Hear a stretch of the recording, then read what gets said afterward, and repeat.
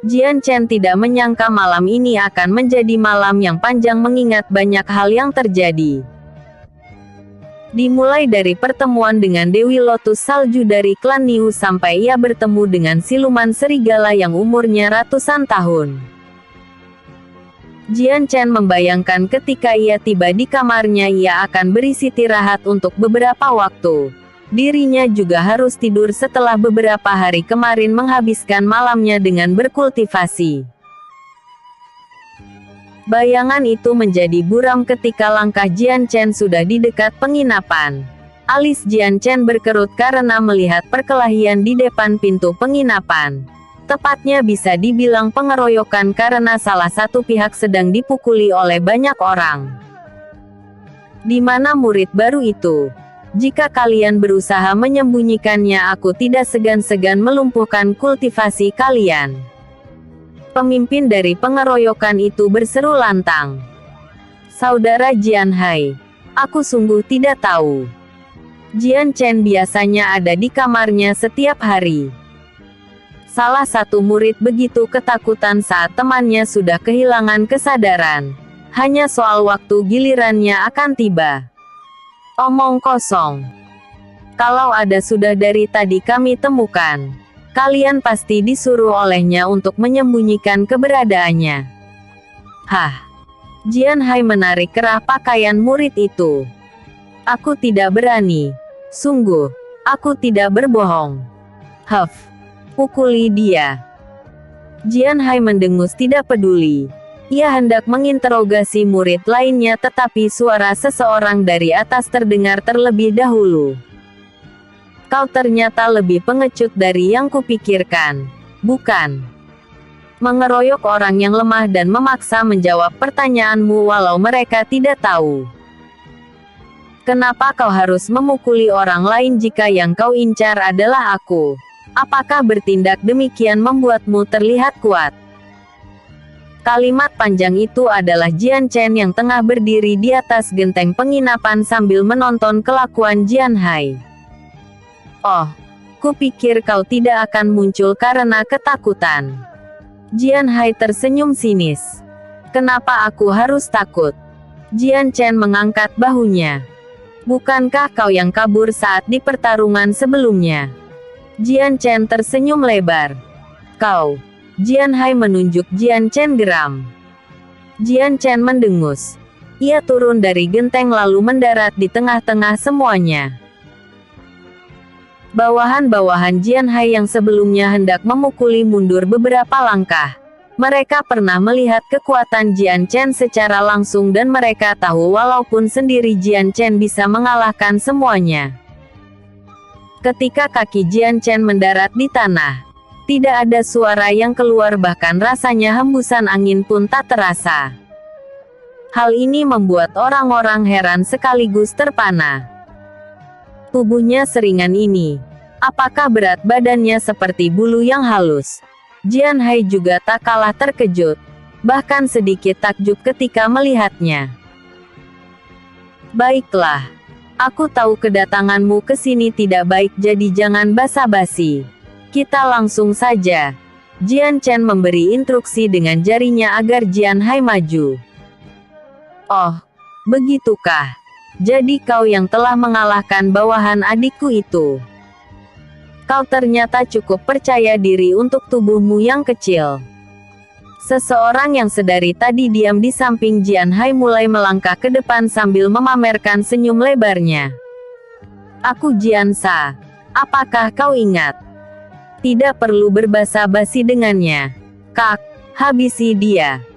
Jian Hai berseru. Aku ingin bermain dengannya sebentar. Latihan di akademi membuatku jenuh. Siapa tahu anak muda ini ada perlawanan mungkin dia akan menghiburku. Jian Sa kemudian menoleh pada Jian Chen lagi. Jadi apakah kau sudah mengingatnya? Kemunculan Jian Sa tidak membuat Jian Chen terkejut terutama karena dari awal ia telah melihat kultivasinya yang di atas Jian Hai. Hanya saja Jian Chen tidak menyangka dia kakaknya. Aku tidak tahu.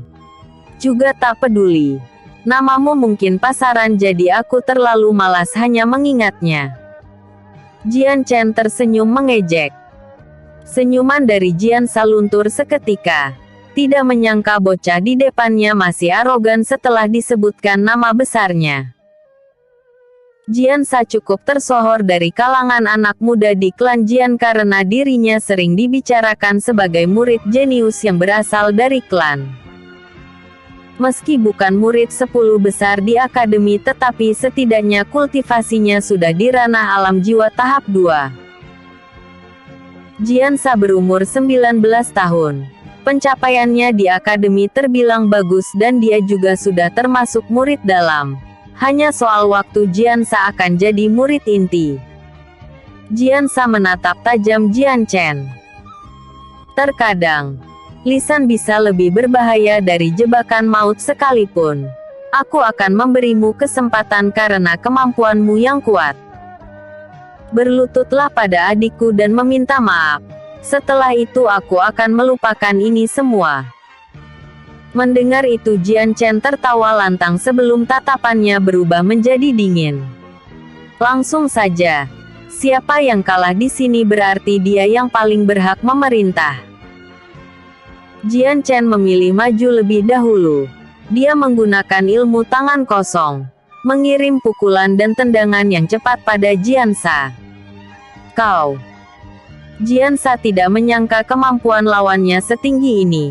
Bukan hanya dalam posisi bertahan, dia juga tidak punya waktu untuk memberikan serangan. Jian Chen terus memberikan pukulan dan tendangan yang sulit dibaca olehnya. Jiansa ingin mengambil jarak sebentar untuk mengambil nafas tetapi Jian Chen tidak mengizinkannya. Serangan demi serangan terus berlanjut hingga akhirnya ia tak bisa bertahan lebih lama dan terpental mundur. Jangan salahkan aku yang menyerang duluan. Kaulah yang terlalu meremehkan lawan. Jian Chen tersenyum sinis. Jiansa merapatkan giginya. Aku akan membunuhmu. Jiansa kali ini menyerang dengan segenap kemampuannya. Seperti kemampuan adiknya. Tangan dia berbalut api yang panas, memberikan serangan tapak yang bertubi-tubi pada Jian Chen. Alis Jiansa mengerut setelah beberapa waktu karena merasa apinya yang sudah di suhu tinggi pun tidak mempengaruhi Jian Chen, bahkan Jian Chen seperti tidak terganggu dengan api panasnya yang membara. Apakah hanya sejauh ini kemampuanmu? Kalau begitu kita akhiri saja permainannya. Walau kekuatan Jiansa di atas Jian Hai, tetap saja bagi Jian Chen dia berada di bawahnya.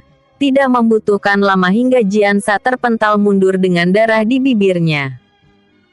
Serangan tapak Jian Chen yang terakhir mengenai dadanya. Serangan itu membuat tulang rusuk Jiansa retak. Kakak, kau tidak apa-apa. Jian Hai menghampiri saudara kandungnya yang mengalami cedera dalam. Dia juga tidak menyangka kakaknya yang ia kagumi akan kalah dengan mudah. Jian Hai kemudian menoleh pada Jian Chen. Kau, beraninya kau melukai kakakku. Jian Chen menaikkan satu alisnya. Kenapa tidak? Jika dia menyerangku, apakah aku harus diam begitu saja? Yang benar saja. Jian Chen. Keluargaku di klan Jian adalah keluarga yang besar. Setelah ini akan kulaporkan hal ini pada ayahku dan keluargamu akan sengsara selamanya. Usai ucapan itu selesai, sebuah energi kuat berhembus begitu kuat. Pandangan Jian Hai beralih pada Jian Chen karena energi itu berasal darinya. Tubuh Jian Hai bergetar hebat serta lututnya terasa lemas saat menyadari Jian Chen kini memandangnya dengan nafsu membunuh. Rasa takut mulai menyelimuti hati Jian Hai. Semua orang yang ada di penginapan merasakan hembusan itu. Mereka juga bisa melihat kekuatan terpendam Jian Chen yang dikeluarkan begitu mengerikan. Sebelum sempat bereaksi, Jian Chen sudah bergerak cepat mencengkram lehernya. Jian Hai berusaha meronta tetapi tenaga Jian Chen begitu kuat hingga ia tak berkutik. Jian Hai menyadari ada kata-katanya yang membuat emosi Jian Chen seperti ini. Dia menyesal karena harus berurusan dengan sosok seperti Jian Chen. Kali kini ia tidak yakin akan hidup melihat mata Jian Chen yang bernafsu akan membunuhnya. Saudara Chen, tolong lepaskan adikku. Tolong maafkan dia. Jian Sa buru-buru berlutut memegangi kaki Jian Chen. Matanya berlinang antara takut dan cemas melihat adiknya yang kesakitan. Tangisan Jian Sa menyadarkan Jian Chen yang diliputi amarah. Dia melepaskan Jian Hai hingga terjatuh ke tanah dan terbatuk-batuk. Sedikit saja Jian Chen mencekik, lebih lama mungkin Jian Hai sudah tidak tertolong. Akan kuperingatkan kepada kalian. Sekali kalian mencoba mengganggu orang tuaku. Bukan hanya kalian. Keluarga kalian juga tidak ada yang tersisa olehku. Ucapan Jian Chen sangat dingin dan dipenuhi dengan nafsu membunuh. Jian Sa mengangguk cepat. Dia tidak menyangka akan merasakan ketakutan yang hebat dengan pemuda di depannya. Dirinya berjanji, tidak akan lagi mencari perkara dengan sosok seperti Jian Chen. Aku minta maaf. Setelah ini aku dan adikku tidak akan mengganggumu. Episode sebelumnya. Eps 25. Genggaman tangan. Episode berikutnya. Eps 27. Fraksi 2 pedang. Kepergian Jian Hai dan Jian Sa tidak pernah semuanya duga. Terutama karena Jian Sa yang telah mencapai alam jiwa. Kekuatan Jian Chen sendiri memang masih misterius di benak murid yang lain, namun mereka tidak menyangka kalau Jian Chen akan memiliki kekuatan yang setinggi ini. Perasaan semuanya bercampur aduk antara harus berterima kasih pada Jian Chen atau takut padanya. Karena di hari Jian Chen masuk ke akademi mereka pernah menyinggungnya bahkan mengeroyoknya. Jian Chen juga sedang tidak dalam keadaan baik. Semua yang melihatnya tahu bahwa emosi Jian Chen sedang diliputi oleh amarah akibat perkataan Jian Hai. Jadi ketika Jian Chen berbalik badan, semuanya langsung menunduk. Tidak berani ada yang menatap matanya. Jian Chen berjalan melewati mereka tanpa sedikit pun ucapan. Tidak ada suara yang terdengar. Murid-murid lain meneguk ludah dan tidak sedikit ada yang gemetaran. Sesudah tubuh Jian Chen menghilang di balik pintu barulah semua bernafas lega. Mungkin kali ini dalam sejarah penginapan klan Jian, ada murid baru yang berkuasa. Walaupun ada beberapa murid lama yang sedikit keberatan, tetapi mereka tidak bisa berbuat apapun. Sejatinya di dunia persilatan, kekuatan adalah tolak ukur dari segalanya. Asteris. Jian Chen menenangkan hatinya dengan beristirahat. Ia terlebih dahulu membersihkan dirinya sebelum berbaring di atas tempat tidur. Sebenarnya Jian Chen sedang merenungkan perbuatannya. Ketika Jian Hai menyinggung tentang keluarganya, tiba-tiba emosinya secara tidak sadar langsung bangkit. Percaya atau tidak, ketika Jian Chen mencekik Jian Hai, sebenarnya itu adalah refleks dari tubuhnya, bukan dari kesengajaan Jian Chen. Seolah ada emosi lain pada hatinya yang membuat ia tak dapat mengendalikan tubuhnya walau cuma beberapa detik saja. Emosi itu membuat insting Jian Chen menajam dan rasanya ia ingin membunuh Jian Hai di detik itu juga. Apa jangan-jangan aku mempunyai kelainan jiwa? Jian Chen merinding memikirkan itu dan segera menepisnya. Padahal di dunia persilatan, sebagai seorang pendekar, Jian Chen harus mengontrol emosinya. Ketika emosi seseorang mudah dipengaruhi, maka kekalahan adalah hal yang akan ia dapatkan. Kemarahan Jian Chen juga sebenarnya adalah hal yang wajar meski terbilang sangat berlebihan. Bisa dibilang orang tuanya adalah sumber alasan kenapa ia harus berjuang agar menjadi lebih kuat. Jian Chen berusaha menyelamatkan klannya yang tak lain karena ia ingin keluarganya hidup tenang dan damai. Mungkin karena agak kelelahan hari ini dan banyak kejadian yang telah terjadi, Jian Chen ketiduran selama beberapa jam dan bangun ketika langit sudah berwarna jingga. Jian Chen merasakan perutnya yang kosong. Ia lupa mengisinya sebelum ia tertidur tadi. Ketika Jian Chen keluar dari kamar sudah ada seseorang yang menunggunya. "Ah, Saudara Chen, apakah istirahatmu cukup?" Seorang murid laki-laki sudah berdiri di depan pintu Jian Chen. Ia sedikit terkejut tetapi segera membungkuk hormat padanya. "Apa yang kau lakukan di sini? Apakah kau menungguku hingga aku terbangun?" Jian Chen mengerutkan dahinya. "Tidak. Aku baru saja mengetuk pintu tepat saat Anda hendak keluar." Murid itu tersenyum lebar. Kemudian merogoh sesuatu di balik jubahnya. "Tadi ada yang kesini tapi melihatmu sedang beristirahat jadi dia mengirimkan surat ini padamu." Jian Chen menerima surat itu dan membacanya. Wajahnya tersenyum karena surat ini berasal dari ketua fraksinya, Miu Yue. Miu Yue berpesan agar Jian Chen dan anggota fraksi Dua Pedang lainnya untuk berkumpul besok lusa. Ada beberapa hal yang harus mereka bicarakan dan diskusikan. Jian Chen menutup surat itu lalu menoleh pada pemuda yang masih berdiri di sampingnya. "Terima kasih telah menungguku. Maaf merepotkanmu." "Ah, tidak mengapa Saudara Chen. Sesama satu klan kita harus saling membantu. Perkenalkan namaku Jian Luan." Jian Luan sedikit berbicara sebentar, menceritakan dirinya sebelum ia berpamitan pergi. Jian Chen tersenyum tipis melihat punggung pemuda itu hilang. Ia tidak naif. Jian Luan jelas ingin mendekatinya karena telah melihat kekuatannya yang tinggi. Orang seperti Jian Luan akan menjilat sosok seperti Jian Chen untuk mendapatkan posisi penting di penginapan ini. ******. Di Akademi Qianshan, umumnya setiap fraksi mempunyai bangunan mereka sendiri sebagai markasnya masing-masing. Markas dari fraksi digunakan untuk berkumpul dan berdiskusi untuk sesama anggota. Fraksi 10 teratas memiliki markas yang paling besar di antara 45 fraksi lainnya.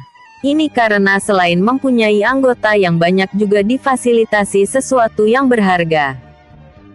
Berbeda jauh dengan fraksi yang berada di urutan bawah seperti fraksi Dua Pedang. Markasnya seperti rumah kecil, dan itu adalah tempat di mana Jian Chen harus berkumpul. "Saudara Jian, aku tidak menyangka kau datang lebih awal." Seorang gadis yang sudah duduk di meja pertemuan menyambut Jian Chen ketika tiba. "Tidak juga. Aku hanya tidak mempunyai hal penting jadi aku langsung ke sini." Gadis yang ada di depan Jian Chen adalah Miu Yue atau ketua fraksi dari fraksi Dua Pedang. "Kemana yang lain? Apakah belum datang?" "Belum. Mungkin sebentar lagi mereka akan ke sini." Baru Miu Yue membicarakannya.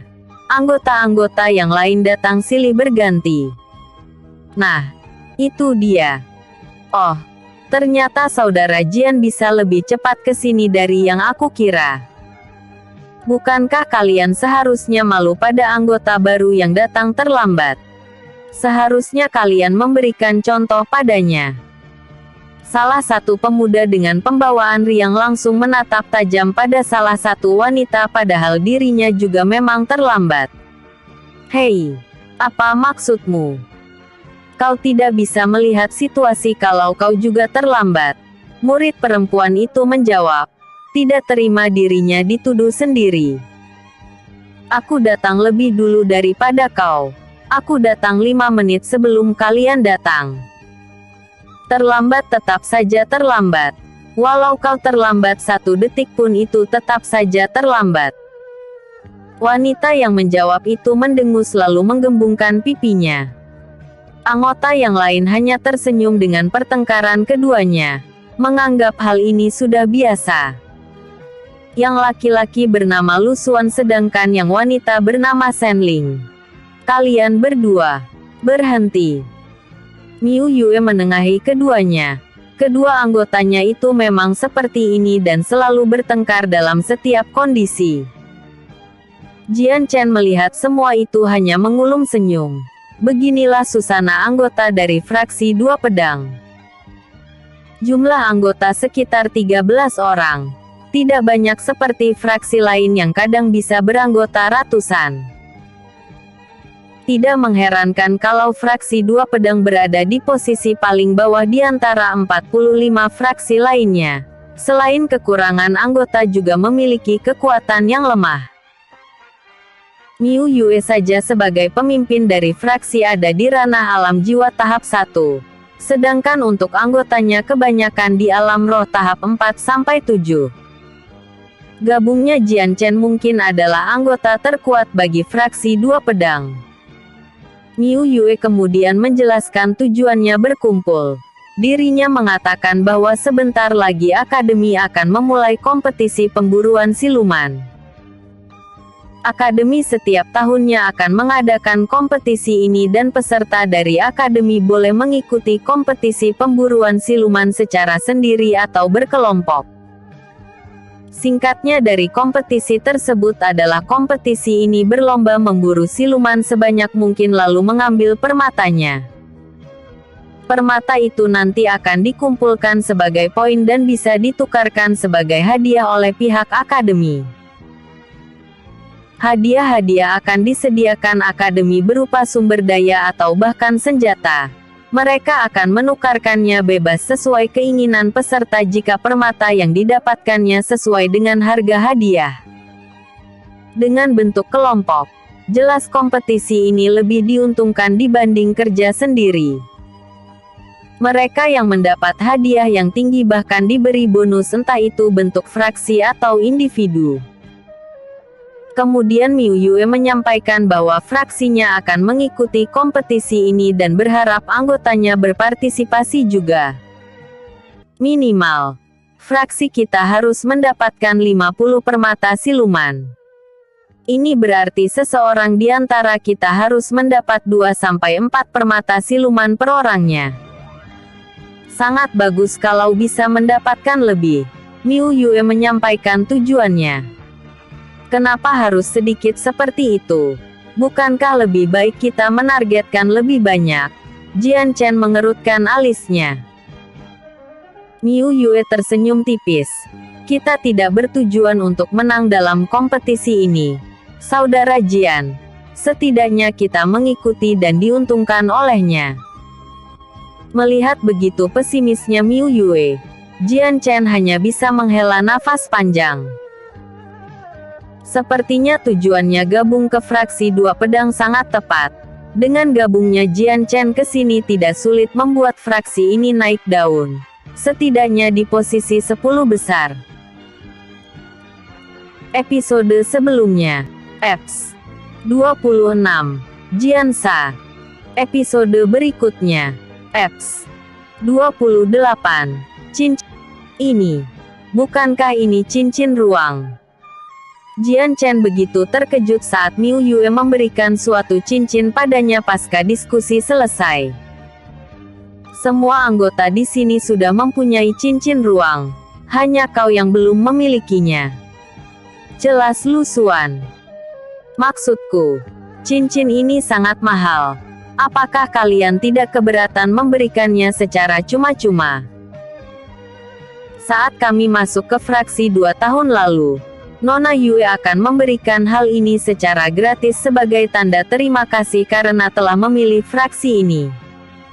Shen Ling menambahkan. Kau tahu bukan? Fraksi kita selalu dipandang remeh oleh murid akademi. Tahun lalu saja tidak ada yang masuk ke fraksi ini. Bergabung dengan fraksi yang berada di posisi paling bawah jelas memalukan bagi sebagian murid yang lain. Mereka lebih baik tidak harus bergabung daripada masuk ke fraksi dengan posisi terbawah. Jian Chen memahami hal ini karena di kehidupan yang lalu juga ia memandang remeh fraksi Dua Pedang. Jika bukan karena pertolongan waktu itu mungkin Jian Chen juga akan memandang sama di kehidupan keduanya. Tidak perlu dipikirkan. Saudara Jian, kita di sini adalah satu kelompok. Kuharap Anda juga bisa bekerja sama dengan fraksi kecil ini ke depannya. Miu Yue menanggapinya dengan senyuman. Miu Yue tentu berharap suatu hari fraksinya bisa tumbuh dan berkembang. Dibanding berjuang saat ini, lebih tepatnya fraksi ini sedang bertahan agar tidak hilang atau bubar. Salah satu syarat fraksi minimal beranggota 10 orang dan jika kurang dari itu, fraksi tersebut akan dihilangkan atau dibubarkan oleh tetua akademi. Ini adalah peraturan yang tertulis. Dulu di Akademi Qianshan ada sekitar 100 fraksi yang ada dan kini hanya tersisa 45 lagi. Ada beberapa sebab fraksi bisa bubar dan yang paling sering adalah kekurangan anggota. Miu Yue berharap agar Jian Chen setia pada fraksi ini seperti 11 anggota lainnya. Ia tidak berharap lebih dengan kekuatan Jian Chen yang dipikirnya mungkin lebih lemah seperti murid baru kebanyakan. Lu Xuan dan Shen Ling adalah contoh anggota yang sangat setia. Mereka beberapa kali ditawari ke fraksi lain yang lebih tinggi namun keduanya menolak dan memilih tetap tinggal di fraksi Dua Pedang. Miu Yue tidak mengelak kalau ia sekarang seperti menyuap Jian Chen secara tidak langsung. Tetapi andai Jian Chen pergi pun ia tidak bisa menahannya. Tentu saja niat itu disadari oleh Jian Chen. Hanya saja ia tidak menyangka demi fraksinya Miu Yue harus mengorbankan banyak uang agar anggotanya tidak pergi. Kalau begitu aku menerimanya. Terima kasih Nona Yue. Tidak harus dipikirkan. Kau akan membutuhkan cincin itu sebagai seorang pendekar. Jian Chen mengangguk setuju. Cincin ruang adalah barang yang penting untuk dibawa seorang pendekar apalagi ketika berpergian. Cincin ruang bisa membuat semuanya serba mudah. Seperti namanya, cincin ruang adalah benda yang memiliki ruang dimensi di dalamnya. Digunakan untuk menyimpan benda-benda. Cara kerja cincin ruang sangat sederhana. Seseorang harus menyentuh benda yang akan dimasukkan maka cincin itu akan dengan sendirinya menghisap sang benda. Untuk mengeluarkannya kembali cukup dengan membayangkan benda tersebut lalu alirkan tenaga dalam pada cincinnya maka secara otomatis benda itu akan keluar. Sedangkan jika ingin mengeluarkan semua benda yang ada di dalam cincin ruang seseorang harus mematahkan cincin tersebut. Ruang dalam penyimpanan cincin itu akan robek dan secara sendirinya akan memuntahkan semuanya. Jian Chen dulu memilikinya. Ia membeli cincin itu di sebuah pedagang. Cincin ruang adalah hal yang umum namun membelinya ada perkara berbeda. Jian Chen masih ingat kalau cincin ruang pertamanya dibeli sekitar 100 keping emas. Setahu Jian Chen ada sekitar 3 jenis cincin ruang di mana setiap jenisnya mempunyai kualitas yang berbeda. Pertama adalah jenis cincin ruang berjenis perak, di mana di dalamnya memiliki kapasitas ruang yang lumayan sedangkan yang selanjutnya cincin ruang berjenis emas. Tidak ada yang berbeda hanya kapasitasnya lebih luas. Terakhir adalah cincin ruang berwarna ungu atau bisa disebut juga cincin ruang jenis ametis. Selain kapasitasnya yang lebih lebar lagi juga bisa menghisap suatu benda tanpa harus menyentuhnya. Menurut catatan umum, cincin ruang memang berjenis 3 namun fakta itu terbantahkan saat Jian Chen bertemu gurunya. Cincin yang ada di jari gurunya berwarna hitam sekaligus cincin ruang yang berkualitas paling tinggi dari 3 jenis lainnya. Cincin ruang itu berjenis permata hitam. Gurunya menjelaskan bahwa cincin ruang permata hitam tidak memiliki batas pada dimensinya belum lagi dia bisa menghisap benda dari jarak jauh. Jian Chen juga memiliki cincin hitam itu sebagai hadiah sebelum gurunya menghilang. Cincin itu telah ia buang sebelum dirinya meninggal di Tanah Merah. Sekarang cincin ruang yang diberi Miu Yue adalah cincin berjenis perak. Meski kualitasnya paling rendah, namun ia cukup untuk mengumpulkan benda-benda kecil seperti permata atau uang ke dalamnya dengan jumlah banyak. Dengan ini, ketika Jian Chen berburu siluman lagi, mungkin ia tidak akan kerepotan jika mendapatkan hasil yang banyak tanpa harus memikirkan kantongnya akan penuh atau tidak. Miu Yue kemudian mengakhiri pertemuan ini setelah tujuannya telah tersampaikan. Miu Yue sangat senang kalau cincin ruang itu diterima Jian Chen dengan senang hati. Pemuda itu bahkan memandang cincin ruang sambil mengelusnya. Tentang kompetisi, sebenarnya tinggal 2 minggu lagi hingga waktunya dimulai. Meski jarak waktunya masih jauh, Miu Yue menyampaikannya sekarang agar anggotanya sudah bersiap jauh-jauh hari. Jian Chen kembali ke penginapan dengan hati yang senang. Ia tidak menyangka akan mendapatkan cincin ini dalam waktu yang begitu dekat. Rencananya dia memang akan membeli cincin ini, namun itu nanti setelah ia mempunyai cukup uang. Tidak menyangka setelah semuanya takdir memberikannya lebih cepat yang dia kira. Hal pertama saat Jian Chen sampai di penginapan adalah ia disambut oleh Jian Luan dan beberapa murid penginapan lainnya. Mereka sudah menunggu Jian Chen sejak beberapa jam yang lalu. "Saudara Chen, apakah Anda sudah melakukan pertemuan itu?" Jian Luan terlebih dahulu menyapa dan berbasa-basi. Jian Chen mengerutkan dahinya. "Bagaimana kau bisa tahu aku sudah melakukan pertemuan?" "Ah, itu." Jian Luan menggaruk kepalanya. Ia tidak bisa mengatakan kalau sebenarnya ia telah membaca surat tadi. Jian Luan juga baru tahu kalau Jian Chen telah masuk ke fraksi 2 pedang. Jian Chen menghela nafas panjang ketika reaksi wajah Jian Luan menjawab segalanya.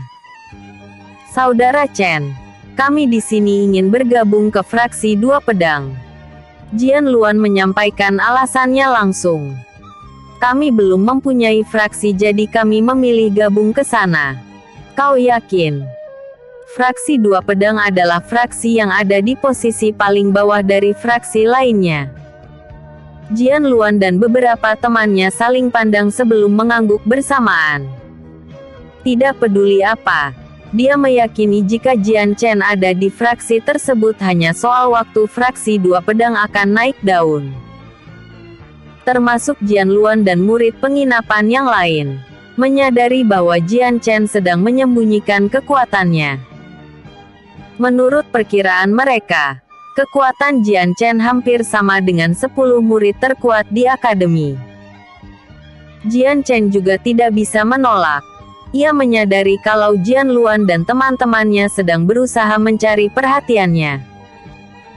Tapi ia juga tidak memikirkan ini lebih jauh, terutama Jian Luan bukanlah orang jahat. Setidaknya tidak seperti Jian Hai. Lagian Jian Chen juga sangat senang dengan gabungnya mereka. Jika ada murid lain yang ingin masuk ke fraksi 2 pedang, Miu Yue pasti akan menerimanya dengan senang hati. Episode sebelumnya. Eps 27, Fraksi 2 Pedang. Episode berikutnya. Eps 29, Perasaan Asing. Tempat di mana murid inti dan jenius tinggal. Seorang pemuda berumur sekitar 18 tahunan sedang melukis di beranda rumahnya. Malam begitu indah malam itu. Ketenangan yang sunyi, angin yang menyejukkan, kedamaian yang menenangkan adalah hal yang pemuda itu rasakan. Dari kesendirian itu sang pemuda sedang menghayati setiap ukiran dari kuasnya, melukis sesuatu yang begitu indah. Paras sang pemuda begitu hangat dan rupawan, membius setiap yang memandangnya agar memperhatikannya. Gerakan kuas sang pemuda tiba-tiba berhenti saat merasakan hawa keberadaan seseorang yang mendatanginya. Tanpa harus menoleh, sang pemuda langsung menyadari ada seseorang di belakangnya. "Ada apa? Kau tidak melihat aku sedang melukis?" Nada sang pemuda itu terdengar tidak senang. "Ketua, Ada hal yang ingin aku beritahukan pada Anda tentang kompetisi tahun ini. Seseorang yang menyusup berlutut lalu melaporkan. Sang pemuda tidak langsung menjawab. Tangannya mulai melanjutkan melukis kembali. Bukankah sudah aku bilang sebelumnya? Kita tidak mengikuti kompetisi itu untuk tahun ini. Fraksi kita sudah berada di posisi teratas. Ikut atau tidak akan mengubah apapun. Ketua, mohon maaf sebelumnya tetapi kompetisi sekarang agak berbeda. Pemburuan siluman akan diadakan di hutan sunyi. Hadiahnya juga lebih tinggi yaitu tetesan embun langit. Sang pemuda menghentikan gerakan melukisnya. Hadiah itu sedikit membuatnya tertarik. Sang pemuda kemudian menoleh ke belakang. Kau tidak keliru dengan informasi ini. Tidak, Ketua. Beberapa hari kemarin Ketua Akademi mengumumkan hal ini di depan umum. Pelapor itu menjelaskan selain hadiah utamanya yang tinggi, hadiah juara kedua dan ketiga juga sangat berharga yaitu akan diberikan sumber daya yang melimpah dan pusaka kelas tinggi. Hadiah utama itu sangat berharga untuk kuabaikan. Sang pemuda mengelus dagunya setelah berpikir beberapa saat. Ia kemudian menoleh ke arah bawahannya. Liu Zhan, kau pimpin faksi naga emas di kompetisi tersebut dan pastikan kaulah yang juara. Liu Zhan tersenyum lebar. Hal inilah yang ia ingin sejak tadi. Ketua bisa percaya padaku. Setelah kompetisi ini menang, hadiah embun langit akan diserahkan pada Anda. Sang pemuda mengangguk. Kalau begitu kau yang memegang faksi selama kompetisi ini berlangsung. Andai kemenangannya agak sulit diraih kau boleh pakai taktik itu. Cara itu. Oh, baik Ketua. Setelah melaporkan tujuannya Liu Zhan langsung menghilang sedangkan sang pemuda sendiri kembali melukis namun kali ini ada senyuman yang terukir di wajahnya. Tetesan embun langit adalah air yang sangat berharga dan amat langka. Siapapun yang meminumnya akan membuat seorang pendekar menerobos ke kultivasi selanjutnya tanpa usaha yang berarti. Sang pemuda itu adalah Liu Yanyi, pemimpin faksi naga emas. Ia sendiri sedang di ranah alam jiwa tahap 8 dan ia sedikit mengalami kemacetan belakangan ini.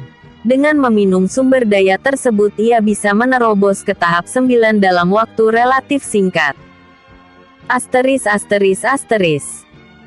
Di tengah-tengah hutan kabut, tepat di bawah air terjun yang menjulang tinggi, ada dua wanita cantik sedang bermain pedang.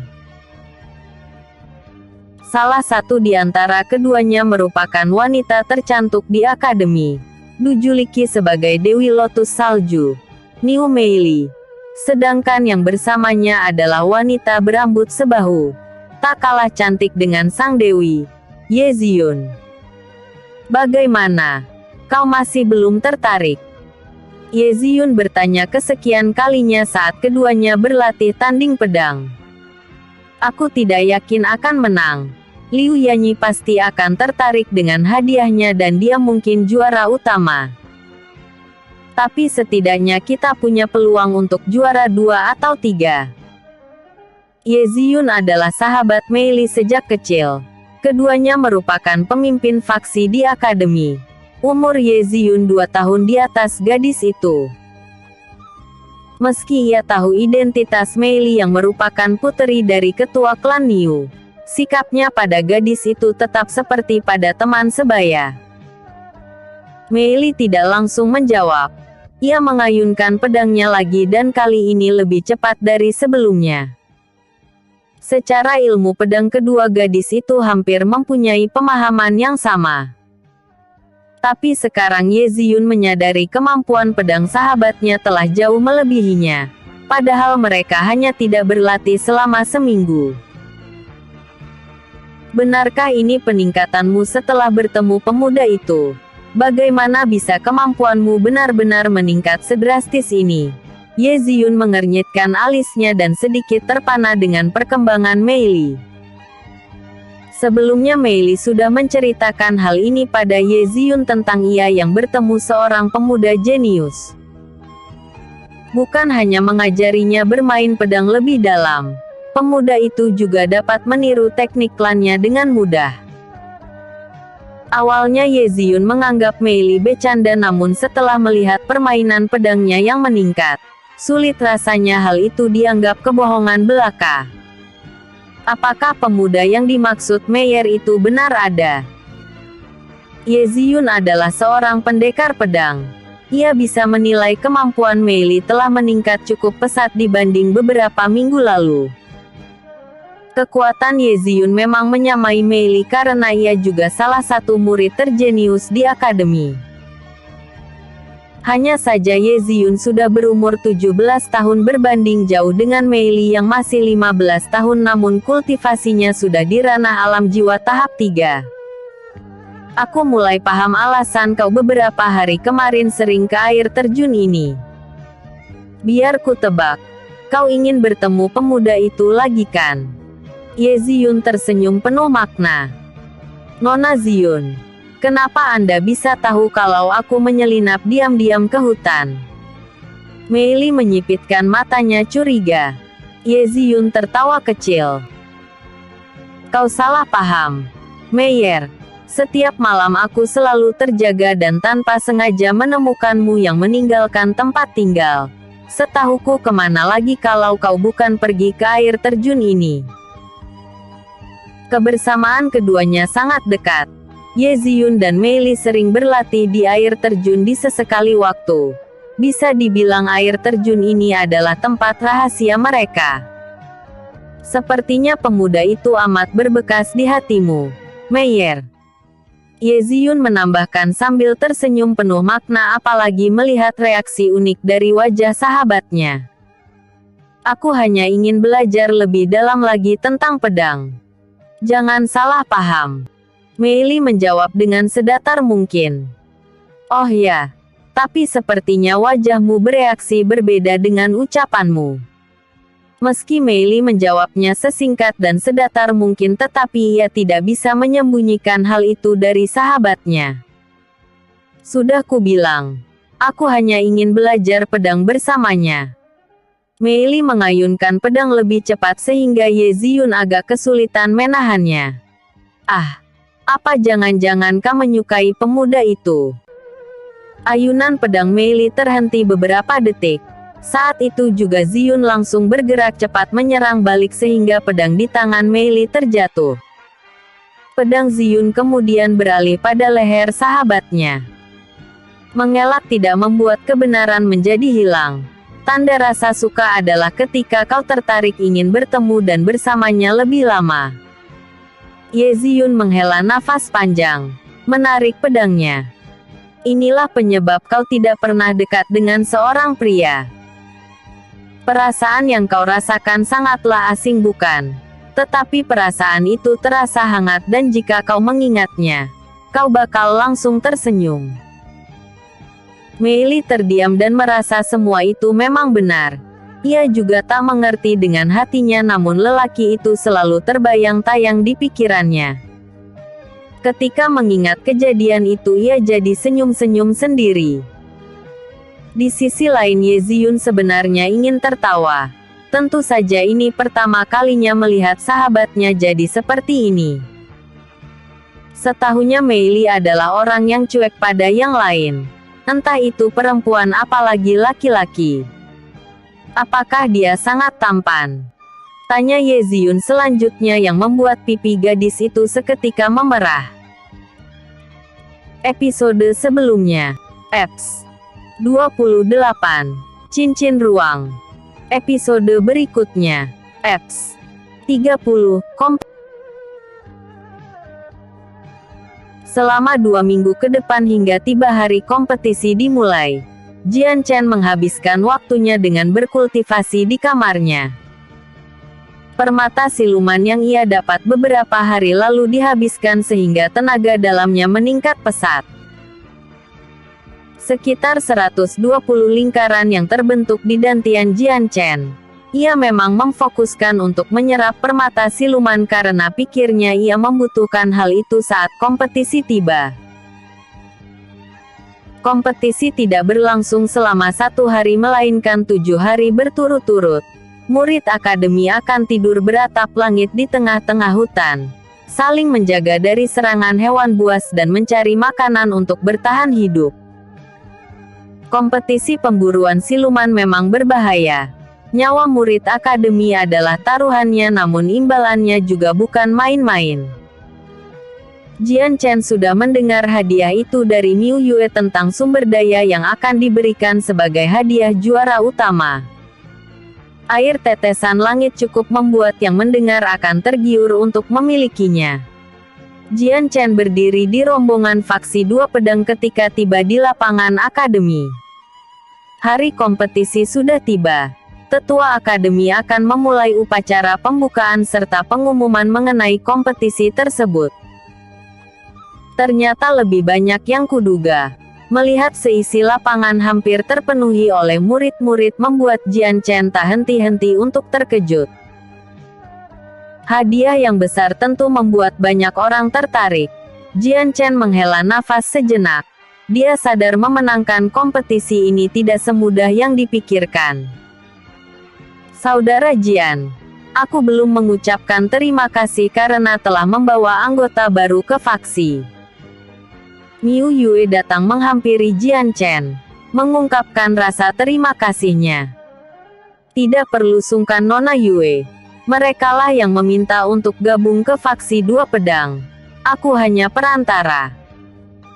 Sekitar ada 5 orang dari klan Jian yang masuk ke faksi 2 pedang termasuk Jian Luan di antaranya. Jian Chen sebagai perantara memberitahukan pada Miu Yue kalau ada yang bergabung ke faksi. Gadis itu langsung senang dan menyambut anggota baru tersebut dengan sukacita.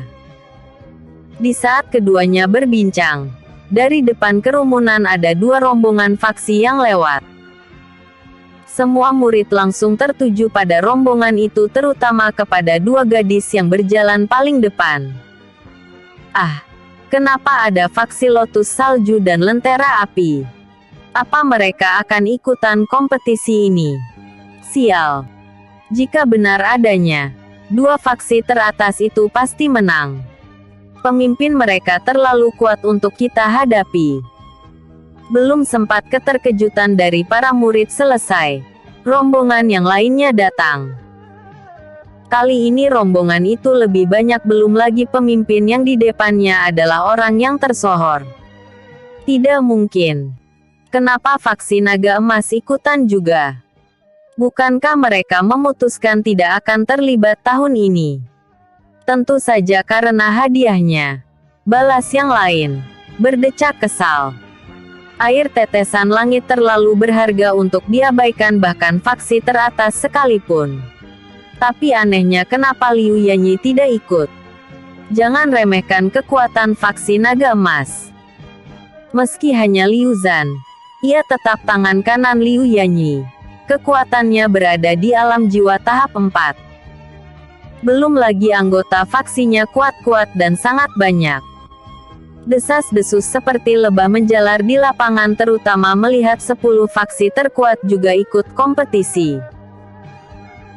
Awalnya semuanya beranggapan kompetisi biasa seperti ini tidak membuat faksi-faksi teratas tidak tertarik, tetapi semenjak pemberitahuan tentang hadiah kompetisi ini membuat keputusan mereka berubah. Jian Chen yang menyaksikan itu menjadi kusut. Ia sama dengan kebanyakan orang.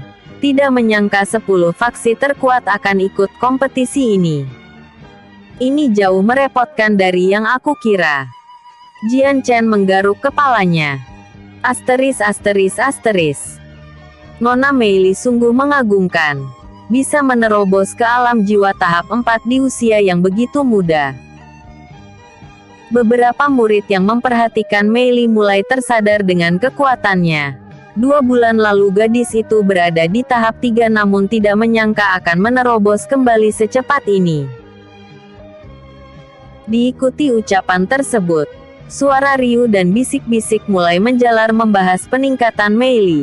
Kebanyakan berdecak kagum sedangkan sebagian yang lain tambah jatuh hati pada gadis itu karena selain kecantikan yang indah ia juga sangat berbakat. Jian Chen yang mendengar itu langsung menoleh pada Mei Li.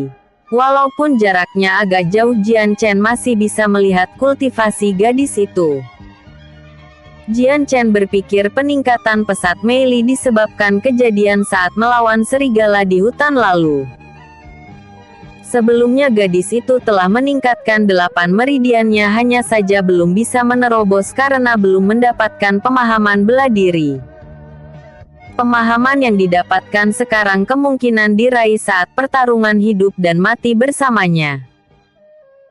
Memang terkadang mereka yang banyak bertarung akan lebih cepat mendapatkan pemahaman bela diri serta lebih cepat menerobos dibanding hanya menggunakan sumber daya saja. Bakatnya memang benar-benar mengerikan. Jian Chen memperhatikan Mei Li sesaat dan berdecak kagum dengan perkembangan gadis itu. Perhatian Jian Chen kemudian beralih ke arah depan panggung. Terlihat tetua akademi sudah naik dan akan memulai pidatonya. Peraturan dan penjelasan mengenai kompetisi mulai dibahas. Semua murid yang awal mula riuh terdiam membisu, mendengarkan pidato dari depan.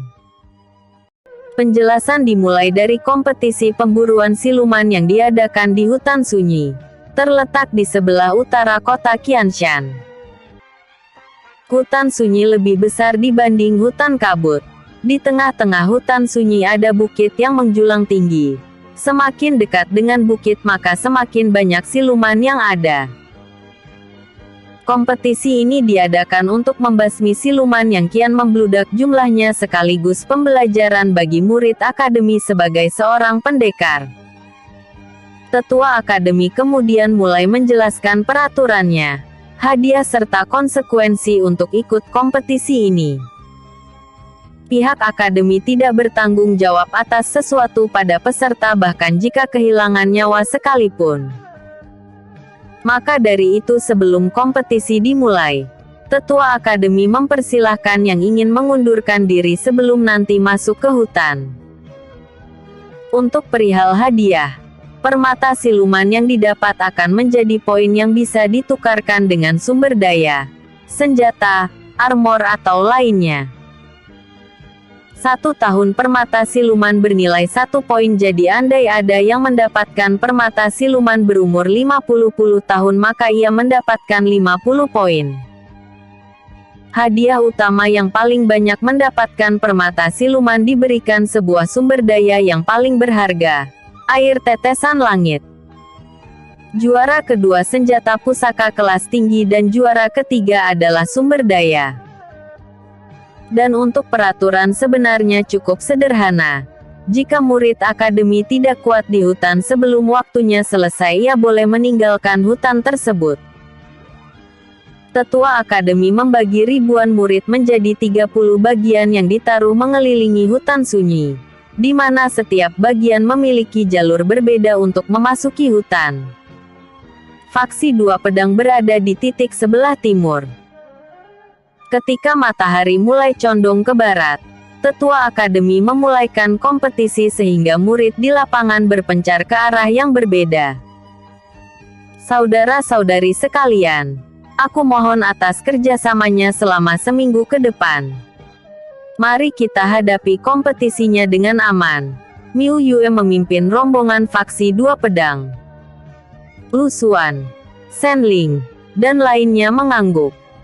Mereka akan berusaha menggunakan kemampuan terbaik mereka untuk meningkatkan kekuatan faksi. Walaupun tidak mungkin menang, setidaknya mereka sudah berusaha. Mungkin hanya Jian Chen yang memiliki pola pikir berbeda saat itu. Dengan kemampuan dirinya, ia cukup yakin bisa membuat faksinya terkenal sehingga semua orang bakal menyadari kekuatan asli dari faksi 2 pedang.